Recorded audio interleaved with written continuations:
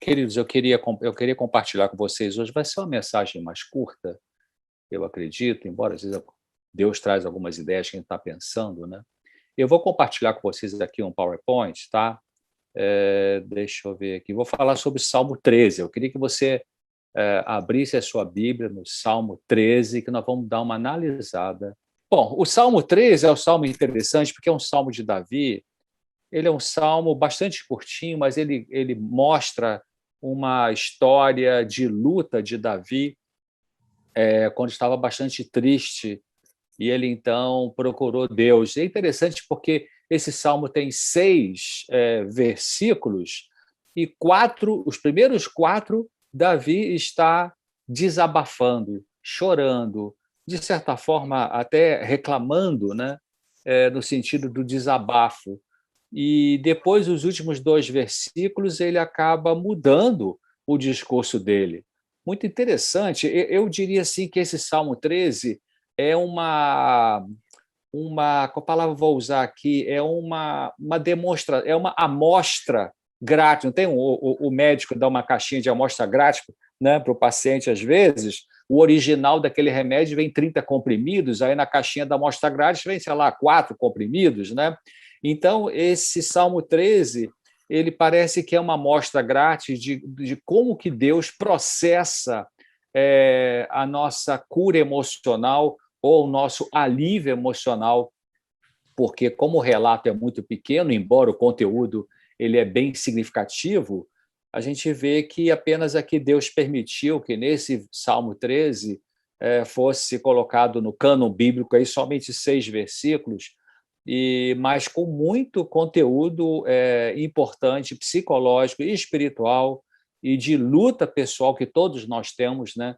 Eu costumo dizer que as pessoas mentalmente saudáveis não são as pessoas que não têm tristeza, que não têm angústia, que não têm medo, que não têm ansiedade. As pessoas saudáveis, mentalmente falando, são aquelas que, quando têm ansiedade, tristeza, medo, angústia, elas não fazem besteira, né? Então, elas aprendem a administrar isso, e a gente vai ver agora um pouquinho aqui como é que Deus foi ajudando Davi a administrar. Então, veja só, o versículo 1, versículo 2, vamos ler aqui, Salmo 13, versículo 1, versículo 2. Até quando te esquecerás de mim, Senhor, para sempre? Até quando esconderás de mim o teu rosto? Então, Davi estava com um sentimento de que Deus tinha esquecido dele. Até quando, versículo 2, consultarei com a minha alma, tendo tristeza no meu coração cada dia? Até quando se exaltará sobre mim o meu inimigo? Quer dizer, então, esses versículos 1 e 2 são versículos ligados a um protesto, vamos dizer assim, né? Ele estava protestando diante de Deus. Depois vem os versículos 3 e 4. Atenta em mim, ó Deus, atenta em mim, ouve-me, ó Senhor, meu Deus, alumia meus olhos para que, ilumina, né, meus olhos para que eu não adormeça na morte. Olha, a tristeza estava tão profunda que ele achava que estava à beira da morte. Para que meu inimigo não diga, prevaleci contra ele, e os meus adversários se não alegrem, vindo eu a vacilar. Então, ele faz primeiro um protesto, depois ele faz essa oração, Deus, me escute, por favor, ilumina meus olhos, e depois Davi já passa para o louvor. É interessante, né? Ele está falando aqui, claro, a gente não pode dizer quanto tempo demorou para ele viver esses sentimentos nesse salmo aqui, né? Mas parece que foram alguns dias, porque ele fala que tenho tristeza no meu coração cada dia, então ele estava já alguns dias sentindo essa tristeza, né? E aí ele então muda. Olha só que interessante, no verso 5, no verso 6, ele já muda completamente, ele já passa a louvar, mas eu confio na tua benignidade, na tua salvação, meu coração se alegrará. Cantarei ao Senhor, porquanto me tem feito muito bem. Se a gente lê esse salmo numa tacada só e pensar, se ele viveu isso aqui num dia só, parece até uma pessoa bipolar, né? Porque ele está falando de uma tristeza, de uma angústia, e de repente ele muda. Não, mas eu confio no Senhor, na tua salvação, meu coração vai se alegrar, Então, mas, na verdade, ele viveu isso durante alguns dias. E, então, o que a gente pode aprender? A gente pode aprender muita coisa nesse salmo, né? Uma das coisas que a gente pode aprender é que o que ele fez aqui? Ele expressou e ele experimentou a dor. Essa é uma das características da recuperação de sofrimento emocional, né? A gente expressar e a gente experimentar a dor. O que é expressar? Expressar você verbaliza, expressar você fala, expressar você desabafa, né? Você desabafa primeiro com Deus e depois alguém que Deus possa te recomendar, né? Que pode ser uma pessoa da família, pode ser um profissional, pode ser um aconselhamento pastoral. Então, você expressa a sua dor. Então, ele fez isso aqui. Os primeiros 4 versículos estavam expressando a dor, né? O Senhor Deus estava esquecendo, até quando esquecerás de mim? Até quando vou consultar com a minha alma tendo tristeza? Atenta em mim, ilumina meus olhos, né? Então, ele foi desabafando. E também ele experimentou a dor. O que é experimentar? É você viver a dor, como se diz na gíria, a seco, né? Você vive a dor e, evidentemente, algumas vezes uma dor emocional pode ser tão forte, assim como a dor física, que requer temporariamente um medicamento, né? Mas, em geral, o melhor é a gente aprender a lidar com as nossas dores com o joelho no chão, com a oração, né? Com o apoio das pessoas e, sempre que possível, evitando lançar mão de algum tipo de substância. Então, esse é um caminho de saúde emocional, aprender a expressar, porque tem pessoas que têm mais facilidade para expressar sua dor, sua zanga, sua tristeza, sua angústia, né? Tem pessoas que você não precisa fazer nada, elas, por si mesmas, elas já falam, né? Mas tem outras pessoas não, que são pessoas mais contidas, pessoas mais introvertidas, pessoas mais tímidas, que elas têm dificuldade de expressar. Então, especialmente para essas pessoas, Deus convida, fale, né? Desabafe, e a gente vai ver um pouquinho mais à frente o que ele recomenda sobre isso aí. Então, olha só, esse texto é um texto muito interessante. Deixa eu botar aqui essa imagem para cá para o lado. Aqui diz assim, o coração humano, esse é um texto do Desejado, a gente vai ver mais no final ali. O coração humano anseia. Não, peraí, está tapado aqui, peraí. Deixa eu puxar aqui. Então, o coração humano anseia simpatia no sofrimento. Qualquer pessoa, né? Você está sofrendo, você tem uma necessidade assim, de alguém que compartilhe, que seja simpático à sua dor. Esse anseio experimentou Cristo até o mais profundo do seu ser. Na suprema angústia de sua alma, ele foi ter com os discípulos com o aflitivo desejo de ouvir algumas palavras reconfortantes. Opa, eu passei antes da hora. Daqueles a quem tantas vezes concedera bênção e conforto e protegera na dor e na aflição. Ou seja, naquela hora que Jesus estava lá no Getsemane, né, a humanidade dele sentiu necessidade de ter um apoio humano, né? Olha que interessante. Você sabe, a cruz são 2 paus. Então, o pau vertical significa que tem coisas em nossa vida, eu posso fazer uma analogia, tem coisa em nossa vida que a gente só vai abrir o coração para Deus, né? Mas tem um pau horizontal, que significa Deus usa pessoas para ajudar pessoas. Então, naquele momento, na sua humanidade, lá no Getsemane, na retinha final, antes de ser crucificado, Jesus sentiu essa necessidade, né, de ouvir algumas palavras reconfortantes. E aí, o que continua a Ellen White, o que ela continua dizendo? Então, ela fala de que aquele que para eles tivera sempre expressões de simpatia, sofria agora sobre-humana dor e almejava saber que estava orando por eles mesmos. E aí, quando chegou lá, o que aconteceu? Eles estavam dormindo, né? Então, inclusive no Evangelho de Lucas, Lucas, talvez por ser médico, percebeu esse detalhe clínico. Lucas fala, eles estavam dormindo de tristeza, né? A tristeza, às vezes, faz uma pessoa dormir mais para poder não pensar na dor ou às vezes a tristeza até gera uma insônia, né? Então, vamos dar uma olhada agora em Filipenses 4,13. Vocês conhecem Filipenses 4,13 de cor, né, de salteado, mas vocês já perceberam o verso 14? Olha só, Filipenses 4,13, tudo posso, eu posso todas as coisas naquele que me fortalece. Mas Paulo diz, todavia, entretanto, fizeste bem em tomar parte na minha aflição. Olha que interessante.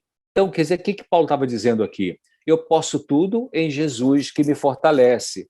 Mas que bom que Jesus usou ou alguém para me ajudar na minha aflição. Então, esse é outro ensinamento que a Bíblia traz para a gente, de que na sua aflição você pode, claro, a primeira coisa a fazer é procurar Deus, ajoelhar, entregar seu coração para Deus, e clamar a Deus, né? Gastar um tempo em oração, porque, querido, às vezes a gente está com uma certa angústia, uma certa tristeza, uma certa preocupação, e a gente vai orar, a gente quer fazer uma oração rápida, nós temos que gastar mais tempo nessa oração, né? Nós temos que ficar ali, lutar com Deus, como Jacó lutou, e o tempo cronológico é importante, porque muitas vezes você quer já terminar a sua oração, quem sabe até por causa da própria aflição, né? E se permanecesse um pouco mais ali, ia ter algum benefício maior, com certeza, né? Então, é importante isso. Você veja bem, Davi, no Salmo 13, desabafou, ele expressou, ele experimentou a sua dor, né? Ele encontrou alívio, e aí Paulo aqui, ele também está dizendo que ele pode tudo em Jesus, mas que algumas pessoas que Jesus usa ajudam a aliviar a aflição. E ele acho que tem um trecho que eu acho extremamente justo, um texto que é muito, para mim, assim, muito feliz, muito feliz porque mostra uma realidade que às vezes a gente não pensa. Olha só, enquanto alguns são constantemente atormentados, afligidos e preocupados por causa de seus infelizes traços de caráter, tendo que lutar contra inimigos internos e contra a corrupção de sua natureza, outros não têm que lutar contra metade de tudo isso. Isso está no Testemunhos, volume 2, página 74. Ou seja, o que ele está dizendo? Tem pessoas que têm lutas interiores que outras não têm nem metade disso aí. Por isso que a gente tem que ter misericórdia com as pessoas, não julgar as pessoas. Alguma coisa que para alguma pessoa é muito difícil de enfrentar na vida, para você é fácil, mas ela tem as características dela, né? Então, Ellen White está deixando claro isso. Realmente tem pessoas que têm, por várias questões, genética, epigenética, infância complicada, sensibilidade emocional, uma criança mais sensível. Então, vítimas de abuso de vários tipos, verbal, sexual, físico, emocional. Então, algumas pessoas são mais sensíveis do que outras e, por isso, elas têm lutas maiores do que outras. Deixa eu dar um clique aqui. Agora, olha só que texto belíssimo, né? Anjos da glória que vêm sempre à face do Pai do céu, regozijam-se em servir aos seus pequeninos, né? Que somos nós, o povo de Deus. Os anjos estão sempre presentes onde mais são necessitados. Pulei aqui. Deixa eu voltar aqui, peraí. Onde são mais necessitados. Eu cliquei aqui errado. Como é que eu volto lá? Deixa eu ver aqui. Tá. Junto àqueles que têm. Os anjos estão sempre presentes onde são mais necessitados, junto àqueles que têm a combater as mais renhidas batalhas com o próprio eu, e cujo ambiente é o mais o quê? Desanimador. Olha que interessante, né? Então, Deus está bem perto das pessoas que têm lutas mais difíceis, né? E o texto continua dizendo, deixa eu passar aqui, deixa eu baixar aqui. Então, fracas e tementes almas ou pessoas, né, que têm muitos objetáveis, né, ou traços difíceis de caráter, são seu especial encargo. Aquilo que corações egoístas considerariam como serviço humilhante, servir aqueles que se acham na miséria e são, em todos os aspectos, inferiores em caráter, eis a obra dos puros e santos seres das cortes do alto. Que coisa interessante, né? Então, Deus e os seus anjos têm essa postura humilde, né, de ir lá e dedicar talvez bastante atenção para essas pessoas que têm maiores lutas, né? Seja qual for o tipo de luta que essa pessoa tem. Bom, esse aqui é um livro chamado Depressão e a Alma, de um professor de psiquiatria da Universidade de Harvard. Eu tenho contato com esse professor já há vários anos. Ele é cristão, não sei qual é a igreja dele. Ele até já mandou uma igreja evangélica americana, e ele então explica no slide seguinte de que, nesse livro, A Depressão e a Alma, ele explica o seguinte, de que, deixa eu arrastar aqui, esse cara não quer vir agora, de que deixa eu puxar aqui, tá. Os estados de humor e experiências espirituais têm correlatos cerebrais distintos, mas se sobrepõem. O que é isso? Primeira parte dessa frase. Então, o estado de humor, o que é estado de humor? Tristeza, alegria, medo, insegurança. A maneira como seu humor está funcionando, né? E junto disso, experiência espiritual, uma fé, um despertar espiritual, um discernimento espiritual, tem áreas distintas no cérebro, mas estão juntas, se sobrepõem. Então, diz ele, é, portanto, enganoso assumir que as dimensões biológica, né, o físico, o cérebro em si, o encéfalo, né, a dimensão psicológica ou espiritual do seu eu, não são mescladas, né? Ou seja, em outras palavras, o que ele está dizendo é que, apesar que existem áreas cerebrais para o pensamento, para a emoção, para a área espiritual, mas elas estão interligadas. Então, por isso que nossa ajuda precisa ser também globalizada, no sentido de você cuidar do seu físico, você cuidar do seu emocional, você cuidar do seu social, você cuidar do espiritual.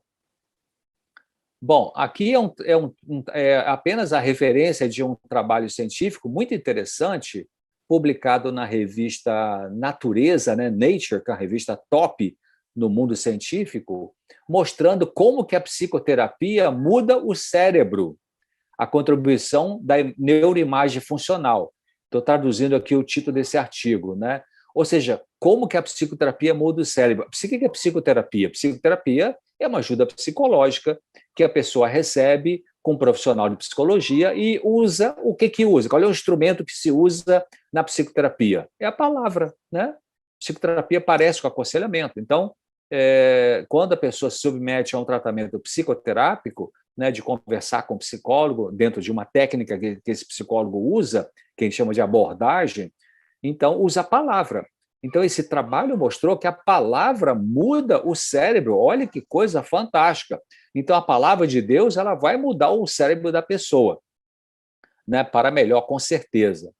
Então, o Salmo 119:50, o que ele diz?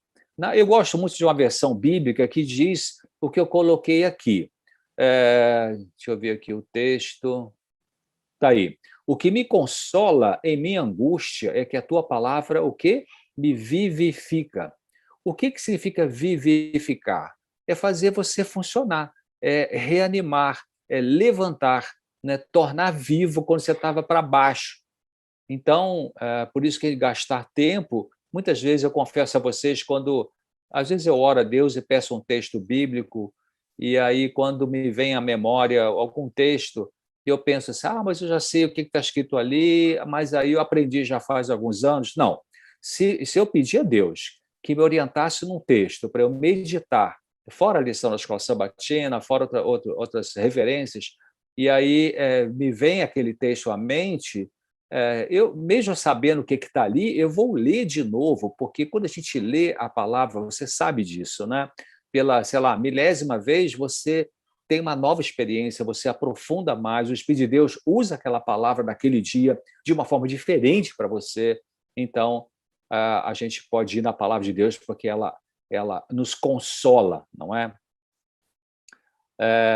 Vou passar o próximo agora. Bom, aqui tem um outro texto, que é o Isaías 57, verso 15, que também fala uma coisa muito linda, Isaías 57, verso 15, que diz, porque assim diz o alto e o sublime, que habita na eternidade e cujo nome é santo. Num alto e santo lugar habito, e também com contrito e abatido de espírito, para vivificar os espíritos abatidos e para vivificar o coração dos contritos. Então, esse Deus grandioso, né, grandiosíssimo, né, ele vem e habita comigo e com você. É uma coisa muito fantástica nisso, né? A gente pensar direitinho, nós temos que pensar, né? Parar e pensar na grandiosidade de Deus. Queridos, imagina um Deus que é uma pessoa, né? Um Deus que cuida de forma individual, só nesse planeta, sair com 7 bilhões e talvez já 800 milhões de pessoas, né?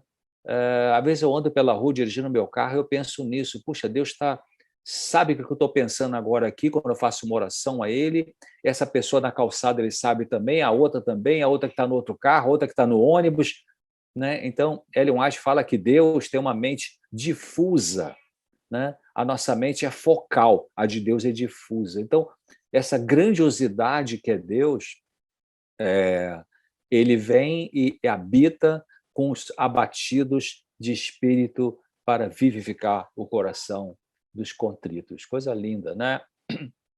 Então, Marcos 2,17 também é um texto muito lindo que fala, Jesus falou, né? Os sãos, os que estão sadios, não necessitam de médico, mas sim os que estão doentes. Eu não vim chamar os justos, mas sim os pecadores. Eu tenho a impressão que foi na meditação matinal desse ano, que é uma meditação de vários autores, uma repetição, uma compilação, né? Eu acho que foi ali que eu li hoje, ontem, ou esses dias atrás, Ellen White comentando uma meditação dela, e ela comentando que ela, naquela ocasião que escreveu, ela falou que ela estava percebendo a necessidade de mais justiça de Jesus. Né? Justiça no sentido daqueles 3 remédios que nós precisamos como laodiceanos, né? Que é o ouro provado no fogo, que é a fé e o amor, o colírio celestial, que é o discernimento do Espírito Santo, e as vestes brancas de justiça de Jesus. Então, ela comentando sobre isso, né? E eu também estou percebendo isso, né? Porque quando eu olho para mim mesmo, é tanta contaminação, é tanta coisa feia, né? Mas, Deus, como é que pode, né? Então, aí eu vejo, primeiro, várias coisas. A gravidade do pecado, como que a contaminação espiritual ela é profunda em nosso ser, e por isso que o pecado não é brincadeira, né? E por isso que Jesus pagou o preço para a nossa libertação. Então, quanto mais você se sente que está adoecido espiritualmente por perceber as suas contaminações, então se alegre no sentido de que Jesus, primeiro é Jesus que está mostrando isso, né? Porque nós não somos bonzinhos a ponto de ficar percebendo nossos defeitos de caráter e ficar, tá vendo como é que eu sou capaz de perceber meu defeito de caráter? Isso aí já é até um orgulho, né? Então, o Espírito Santo ele vem, ilumina, mostra os nossos defeitos de caráter e nos leva a pensar em Jesus, que é o nosso substituto e que ele então disse que veio justamente salvar e buscar e curar aqueles que precisam de médico, né? Aqueles que precisam de uma cura interior gradativa, profunda, um dia de cada vez, progressiva, né? O Salmo 12, verso 5, ele diz também, por causa da opressão dos pobres e dos gemidos dos necessitados, levantar-me-ei agora, diz o Senhor, porém em segurança quem por ela suspira. Você está pedindo segurança, então, e clama a Deus, ele vai trazer a segurança para você. O Salmo 72, de 12 a 14, ali é dito assim, porque ele, Deus, livra ao necessitado quando clama, como também ao aflito e ao que não tem quem o ajude. Compadece-se do pobre e do necessitado, e a vida dos necessitados ele salva. Ele os liberta da opressão e da violência, e precioso aos seus olhos é o sangue deles. Então, é muita dignidade desse Deus, né? Que ele vai buscar cada um na necessidade, naquele momento, de forma individual. Eu aprendi faz alguns meses que eu estou repetindo quase que todo dia para mim 4 passos. Não sei se da última vez que eu tive contato com vocês da Igreja de Freguesia eu comentei sobre isso, mas Ellen White fala assim, para a gente repetir todos os dias 4 passos. Primeiro, hoje é dia de eu lutar contra o meu eu. Como assim? O orgulho, a vaidade, a inveja, a discórdia, né? Hoje é dia de eu lutar contra o meu eu. Segundo, hoje é dia de me dedicar à oração. Terceiro, hoje é dia de eu acreditar nas promessas da palavra de Deus, né? E quarto, hoje é dia de eu acreditar que Deus cuida de mim de uma forma muito pessoal, muito individual. Então, repetindo, hoje é dia de eu lutar contra o eu, hoje é dia de eu me dedicar à oração, hoje é dia de eu crer nas promessas da palavra, pensar nas promessas, e quarto, hoje é dia de eu acreditar que Deus está cuidando de mim de uma maneira individualizada. Então a gente repete isso, a gente precisa lembrar isso cada dia, queridos, porque o nosso eu puxa para baixo, né? A gente precisa alimentar o espírito para andar nesse espírito.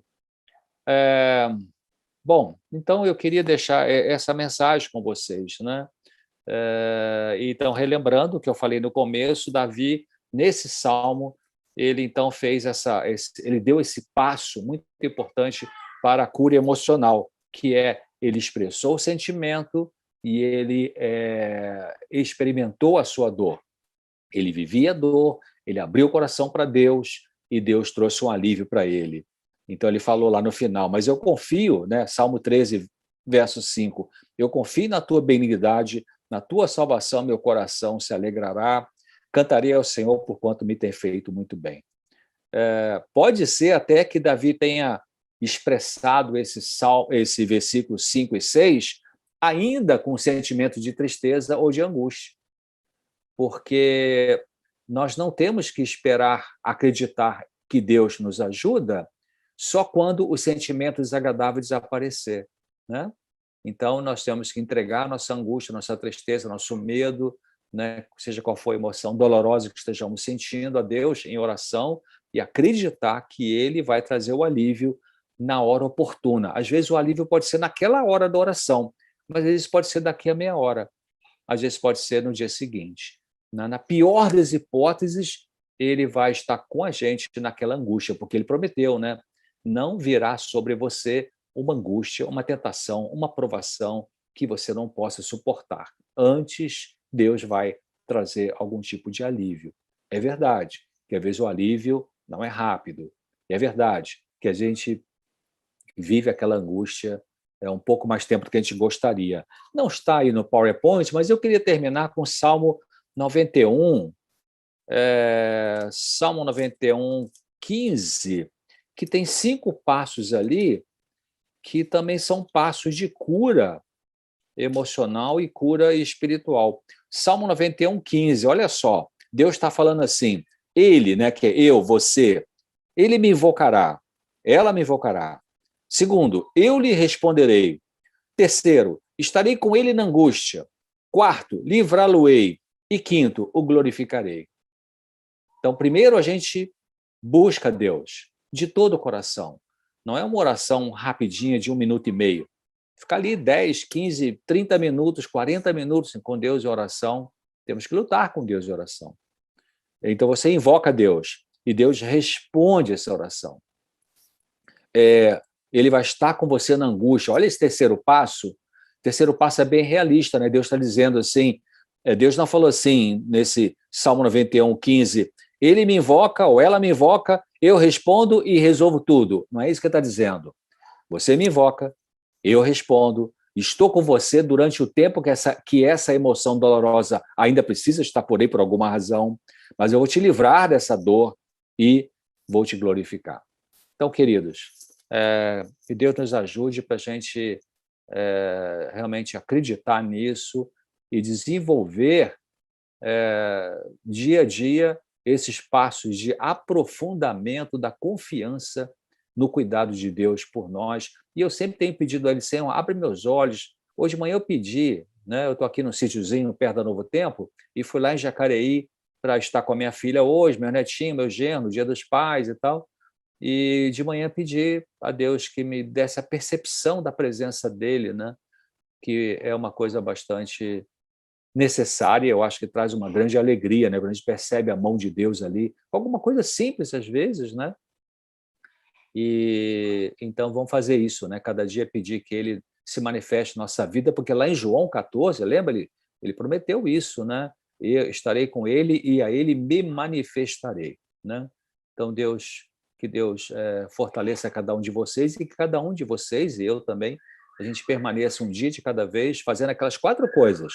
Hoje é dia de lutar contra o meu eu, hoje é dia de dedicar a oração, hoje é dia de eu crer nas promessas de Deus, então eu tenho que lembrar para mim mesmo as promessas, e hoje é dia de eu crer que Deus está cuidando de mim de uma forma individual.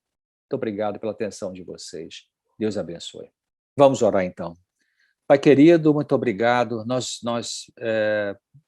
pedimos essa permissão de orar agora em nome de Jesus e te agradecemos porque é uma coisa fantástica a gente parar e pensar que em qualquer momento do dia, da noite, da madrugada, a gente, ao procurarmos o Senhor para orar, o Senhor está disposto, o seu consultório está aberto, não temos que entrar em fila do SUS para pegar ficha para ser atendido. Isso, em qualquer momento, qualquer segundo da vida, a gente, com humildade, com reverência, a gente se dirige ao Senhor e o Senhor está ali para nos ouvir. Muito obrigado por isso e com certeza agora o Senhor está nos ouvindo a oração que eu estou falando, mas aquela que está no coração de cada irmão, de cada irmã, nesse momento que está aí participando desse culto. Nós entregamos nossa vida ao Senhor, aos nossas dificuldades e problemas. Foram levantados aqui alguns pedidos, então pedimos que o Senhor coloque sua mão sobre esses pedidos e, ao longo dessa semana, nos deixe perceber a sua presença e nos dê o seu Santo Espírito para nós, como Paulo fala em Romanos 8:1, para que a gente possa andar nele, no Espírito, e não na carne, em nome de Jesus. Amém.